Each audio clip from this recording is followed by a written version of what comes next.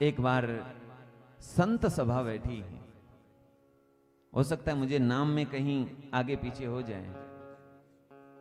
माउली ज्ञानेश्वर महाराज और उनके बड़े भाई, उनके गुरु निवृत्तिनाथ महाराज और सोपान देव जी और बहन मुक्ताबाई जी सभी बैठे हैं। वहां गोरोबा कुम्हार भी हैं, नामदेव महाराज भी हैं। संत सभा चल रही है और संत सभा में क्या चिंतन हो रहा है? बोले इस सभा में पक्का घड़ा कौन है और कच्चा घड़ा कौन है, परीक्षण किया जाए। तो मुक्ताबाई ने गोरोबा कुम्हार जो बड़े भक्त हुए हैं उनसे कहा, काका आप कैसे देखते हो कि घड़ा पक गया है और कच्चा है? तो गोरोबा काका ने दिखा दिया, ऐसे हम परीक्षण करते हैं। तो जिससे परीक्षण करते हैं वही एक मिट्टी का एक जो होता है उसको लेकर के मुक्ताबाई जी ने वह हाथ में लेकर के सबके सिर पर रखा, देखा। माउली ज्ञानेश्वर महाराज जी और सभी संतों के जब सिर पर रखा तो मुक्ताबाई जी ने कहा कि यह बिल्कुल परिपक्व है, पका हुआ घड़ा है। नामदेव महाराज जी के सिर पर जैसे ही रखा, नामदेव महाराज सोच रहे हैं, मन में उनके मन में था, मैं तो ठाकुर जी से, विठल नाथ भगवान से, पंडिरीनाथ भगवान से बात करता हूं, उनसे मिलता हूं, मैं कैसे कच्चा हो सकता हूं?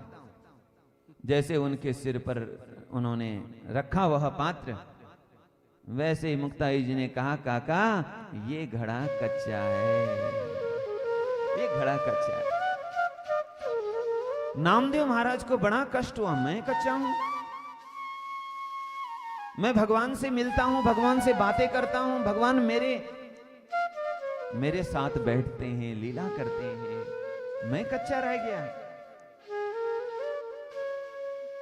बड़ा बुरा लगा नामदेव महाराज को। नामदेव महाराज गए पंडिरीनाथ भगवान के पास, प्रभु आप सच बताओ, क्या मैं सच में कच्चा हूं?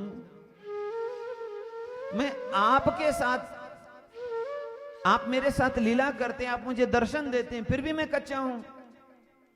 तो जानते हैं पंडरीनाथ भगवान ने क्या कहा?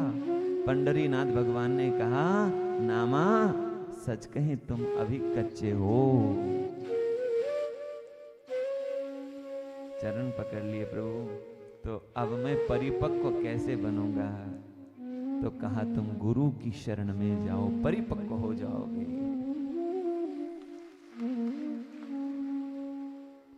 हमारे जीवन में जो संघर्ष आ रहे हैं, जो चोट आ रही है जीवन में, चोट अपनों की हो या परायों की है, चोट तो मिल ही रही है हर किसी को।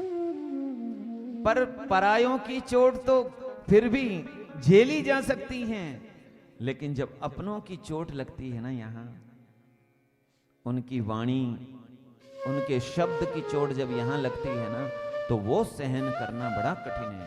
और एक बात कहें, वो सहन कौन कर सकता है? बोले वो कोई साधु ही कर सकता है। इसीलिए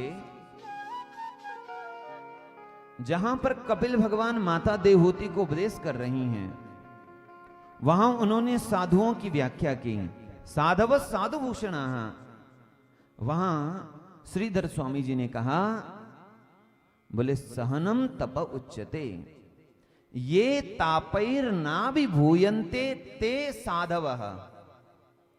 जो संसार के संताप से संतप्त नहीं होते, सीधा सीधा जो अपने लोगों के चोट से आहत नहीं होते, लोगों के चोट से जो आहत नहीं होते, वही साधु है।